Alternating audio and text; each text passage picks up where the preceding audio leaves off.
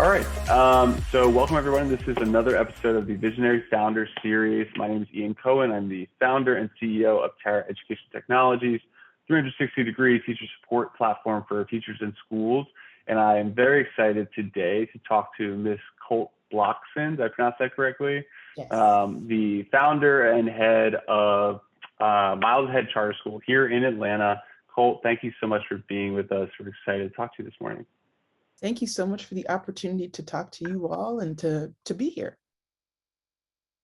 So you, like our other founders, have decided to start a school, which may be one of the hardest things to do on the planet, but also in this time where we're dealing with so much upheaval in education, we need more innovative thinkers like yourself, questioning traditional models that can be more sustainable, not just for kids, but also for teachers. So I would love to start by just having you tell us a little bit about yourself and what from your story actually led to Miles Ahead. Sure. So a little bit about me. I live in the South Cobb area. I live in Austell. I've been a resident here since, I want to say just around 2010. And I've just really enjoyed the opportunity to be in education, live in my community, and just be able to say, you know what? I just want something else. I've always been a supporter of my local community, our local schools, our local public schools, but I just feel as though as a parent first, not everything is for everybody. And I know my parent friends and people in my direct community, they just want something else. They just want that additional option in case the local school isn't what's best for their child and they don't want to have to come out of pocket. Sure. And so this kind of idea for Miles Ahead originated out of this idea for one other option. But then what we see kind of in these past couple of years is it's really become this idea for family and community empowerment, for families to say, well, I can actually have a voice, a very connected voice to the foundation of a school that I think is best for kids. And that's what we really, truly pride ourselves on over at Miles Ahead. That's awesome. Why don't you tell us a little bit more about what makes you all unique? I know it's in the blog post about you guys, but I'd love just to get a little context before I start peppering you with more questions. Sure. So we're definitely a school that's focused on what we call the 21st century child, right? Really thinking about who our digital natives are. As an educator, and as everybody probably listening knows, that the traditional models of school may not be the most effective for children who are born probably with a tablet in their hands, right? We really have to think more critically about what it means to educate what we call our digital natives and to prepare them for 21st century careers, jobs, skills. So when thinking of that, our community of over 300 teachers, family members, community leaders kind of came together and wrote out some non-negotiables and wrote out the experiences that they wanted their children to have to be ready for this world that is coming very quickly. And some of those things that were lifted were this idea of being prepared for coding, understanding what it means to operate in a digital world, understanding virtual and digital responsibility, knowing what it means to leave a digital footprint responsibly, understanding, computer language, being financially literate, and understanding finances, not even if paper's in your hand, but even this idea of cryptocurrency. Do our kids have access to this? So all of these things kind of came out in some of our very early community conversations. And we really had to think, well, if this is what our families are seeing as kind of the new frontier for education, we want to deliver. So we consider ourselves educating a whole child in this 21st century environment and really equipping ourselves and our teachers with the knowledge and the skills to do so. That's amazing. Yeah, it's so interesting how you're the first founder, the first person in education I've talked to recently who's actually brought up the fact that the students are digital natives. And I think that's this is one of those things that education seems to keep overlooking, is these generational shifts in just how the environment shapes the student, right? And I'd even argue it goes as far as teachers have new expectations too, right? A lot of us are digital natives who grew up with iPhones and technology that we just have a higher threshold for expectations and needs. So what were you doing before you started the Miles Ahead process? Sure. So before this, I actually worked for Atlanta Public Schools for a number of years. I started in Hmm. APS in 2006 as a Teach for America Corps member. I stayed at Nice. my placement school for about 5 or 6 years. Small fact, for every year that I taught, I would produce a future valedictorian. So I've got all my valedictorians on my Hey, hand for each year I wow, taught, that's a which is nice great. accomplishment. I wish I Yeah, could say that. that makes me feel really happy. And Yeah, that's so great. I taught fifth grade for a number of years, and then I went, got my master's, worked on that, and then became a mathematics instructional coach. So then I was at Fickett Elementary as a mathematics instructional coach for a few years, wrote some grants, got really connected with Metro RISA and Georgia State. And I got Mm. one of the state's professional learning grants with Metro RISA with a wonderful woman by the name of Denise Huddleston. So we did that for our teachers, actually in the Thurl cluster. And then after that, I went to the district office for Atlanta Public Schools, where I was the elementary mathematics coordinator. And so I did that and just kind of, I like to call it, I call it Robin Hooding strategies. I was able to go to a lot of schools and be like, oh man, I love how this leader is doing this, or I love how this leader is doing that, or, I would probably tweak this a little bit over here. And I said, that thought's always in the Sure. back of your mind. Like if I had my own school, if I had my own school, and then it just kind of perfect stormed and my community needed a school, I was ready to do it. I went ahead and Yeah, got it there you done. have it. Yeah, yeah, that's amazing. And I love that too. It's one of the things that, a lot of people can sit back and critique the overall K-12 system, right?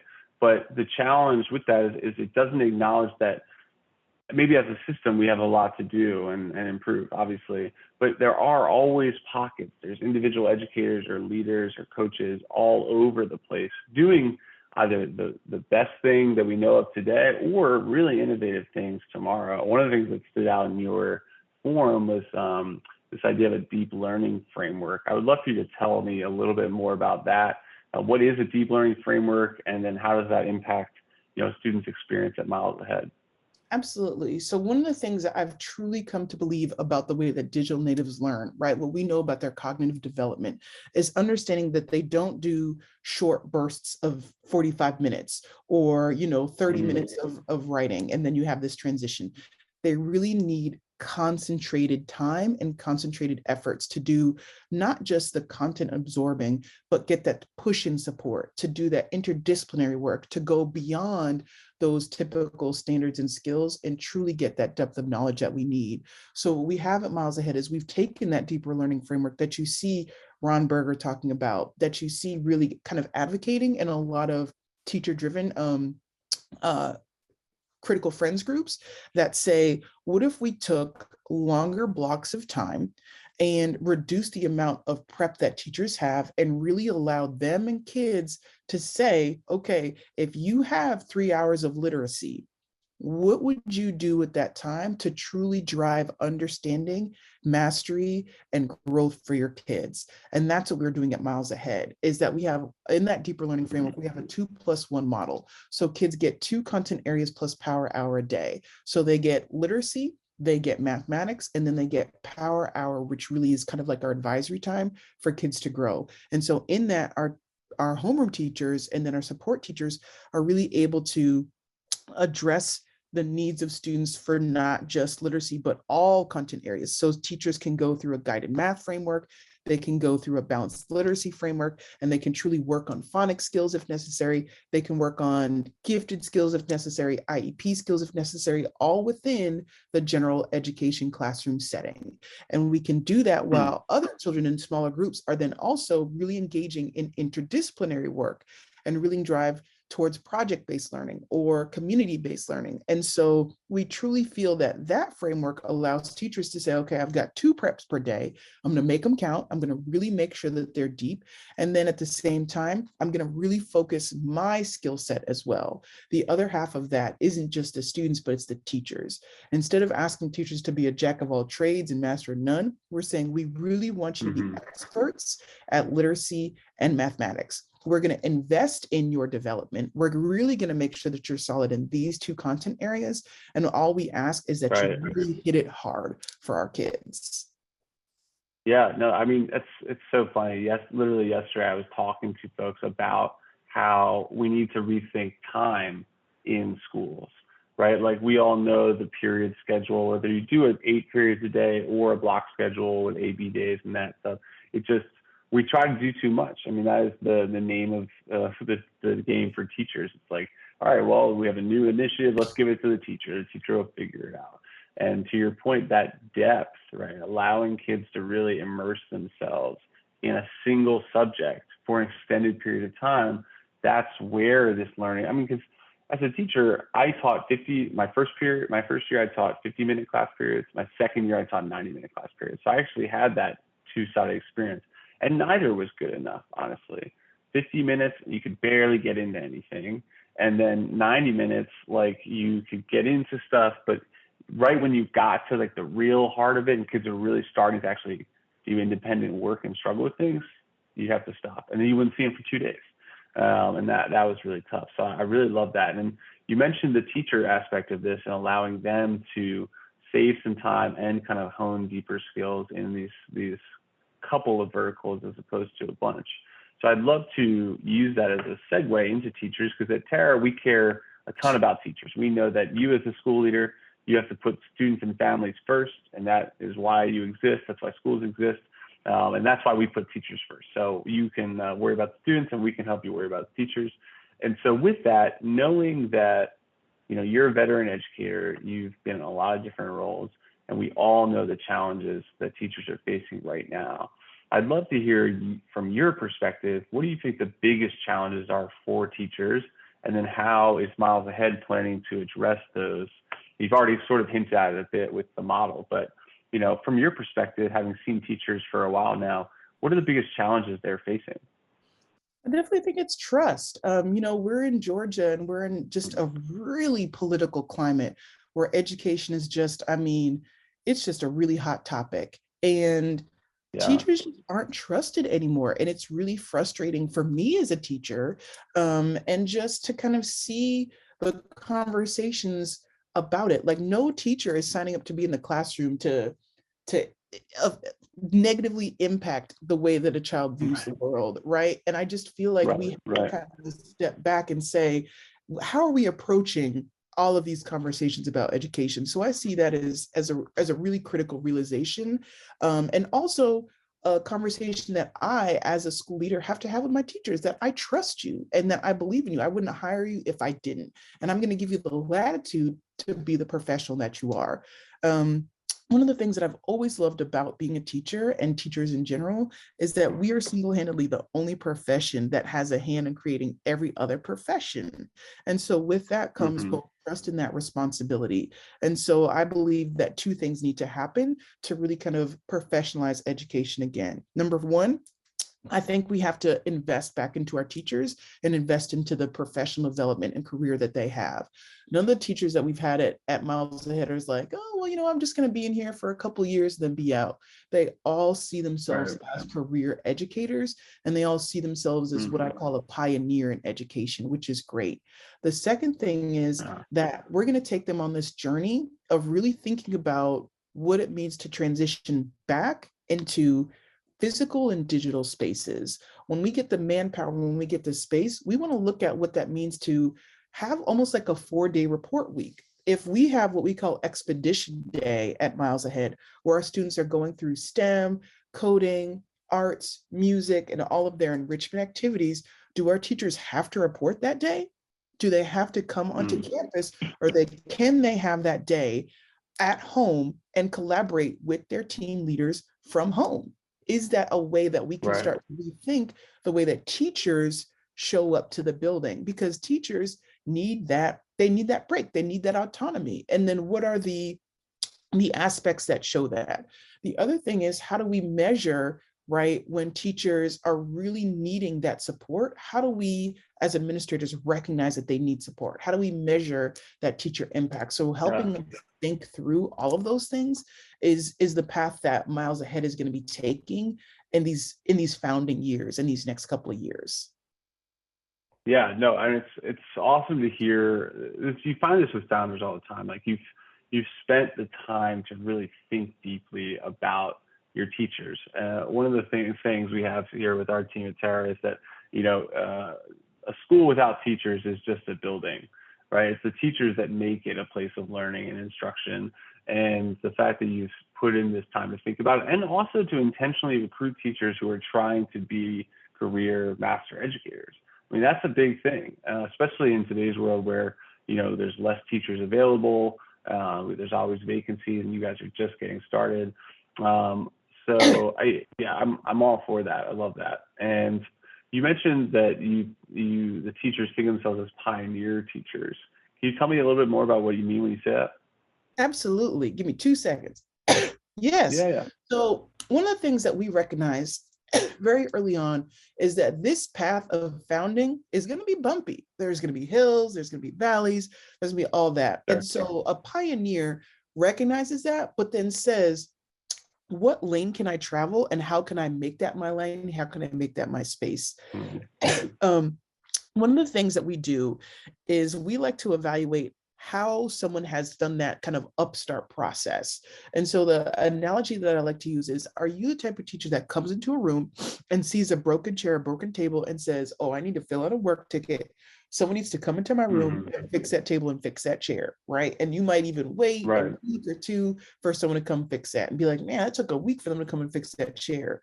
Or are you the type of teacher that comes into a room, sees that broken chair, broken leg, and says, well, I need a screwdriver, I just need this, and kind of tries to figure it out, and then says, hey, everybody, if you have a broken chair or table, I just figured out how to fix it. The second is that pioneer, that self-started, that solution-oriented person to say, here's the system we're trying to create. I'm going to figure out a space through. I'm going to figure out that path through it. So that's how we've kind of defined our pioneer teachers in this space that we're creating. Yeah, no, that makes a lot of sense. You're blazing a trail, and you're not going to have every supply you need and everything you need. And this is one of the challenges I think teachers, we need to own up to, is the fact that we've sort of internalized like a learned helplessness in many ways. It's very easy to get jaded as a teacher these days because a lot of times your administrators might not be supportive. Not everybody has a Kolt Bloxson as their principal, but you also have the wider system that's constantly ridiculing teachers, not trusting them, which I think is a huge issue that I love that you spoke about. That being said, though, we also have to raise our own standards for ourselves, right, and really push ourselves to force people to respect us in that way. So to shift gears a little bit for aspiring school founders out there, because I think a lot of us have always had thoughts about it. It's like, well, could I do that? What would that process be like? And especially this world where a lot of us are dissatisfied with the status quo. So having gone through this process, and you guys are launching this fall, correct? Yes. 3 months. Yeah. Yeah, that's crazy exciting. So for aspiring school founders, or people who have the ideas, what advice might you share with them? What's something that, okay, if you really want to do this, like, here's like top 2 things I would recommend doing early or thinking a lot about? I would definitely say to do the research, in either the community that you're looking to start, or even do the research on yourself. This is not going to be an easy path, and there's going to be people who can get you answers, but ultimately you've got to be the one to get it done. And I say do the research because I'm opening a school in the community in which I live, which is great, right? A lot of the students that I see go to the same Publix as me. We all talk about what they're serving at Cynical. So I think that that's wonderful. So, and that gives me a lot of joy. And I would think for any school founder, talk about why you are truly opening up a school in the community that you're opening it up into. It is a non-negotiable for me to have options in the community in which I live. And I think also that a school leader needs to do that in any community that they're choosing to do it in. What's that why? And truly research that why. Yeah, no, that's great. It's one of those things too. I think, unlike other businesses or nonprofits, I mean, the school is such an integral part of the community, and it's inevitably a relationship. Like it's like two organisms essentially living together, and you Yeah. can't have one without the other. And so ignoring what that community is, that environment, that setting, however you want to phrase it, is a classic blunder that you want to avoid, because at the end of the day, the community is going to be what makes you successful, and vice versa. It's completely interdependent. So I think that's a great point. And a lot of us, we come of age and go through our experiences thinking about, I would do it this way, I would do it this way, I would do it this way, and that's great. But for who, right? And why? Is that what they want? And it's not easy, right? Thinking about what the future holds and what the future students need, but also what the community that you're building in wants today. So yeah, I think that makes a lot of sense. So my last question here is, as someone who we consider a visionary school founder, and obviously has your own thoughts about where education should go, I'd love you to think 10 years from now, where do you hope education has landed? Or put another way, what do you hope is true about K-12 education in 10 years? So 2032. Oh, that's such a great question. I saw that one, and I feel like it's like a few things. Number one, I feel like I hope that when we think about school effectiveness or like program effectiveness, I think it kind of comes back more to this idea of student growth, right? That it's not necessarily this like very driven set of skills and standard, which is fine, but I think that the elevation of student growth needs to be higher, right? Needs to be the other.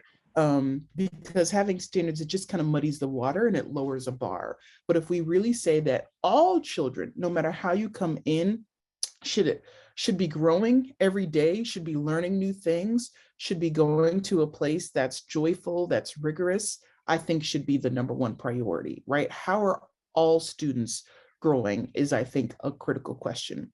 Number two, again, I really would hope that we kind of revisit this idea of who students are each generation. Is this model of school that we're presenting children effective? Miles Ahead is going to have to revisit that in 10 years, right? The students that we found upon aren't going to be the same in 10 years. So every so often, how are we truly evaluating our models of effectiveness for teaching and learning?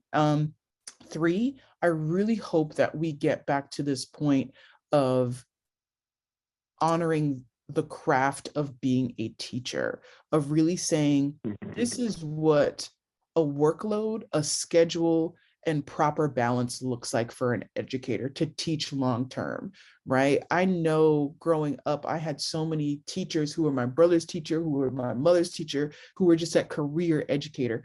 And we really don't have that anymore. Burnout is a real thing, and it's nothing to be ashamed of, but it's something that as administrators and as leaders, we have to recognize and reshift and say, here's a model that we've done that has allowed teachers to feel comfortable with their retirement, to feel comfortable with their salary, to feel comfortable with their craft from day to day, and to truly feel like this is a long-term profession. And I have some ideas about what that could look like. But I really hope that we did that. So yeah, those would be my big top three things. Awesome. That's amazing. Well, we appreciate your time, Cole. This has been a lot of fun. For those interested in learning more, again, it's Miles Ahead Charter School. We're going to drop her school website in the description for this video. We also have a blog post that goes more into the model and how they're going to support teachers in this model on our website. But this has been another episode of the Visionary School Founders Series. Thanks so much again, Colt. This has been great, and excited for Miles Ahead to open this fall. Thank you, Ian. I appreciate it.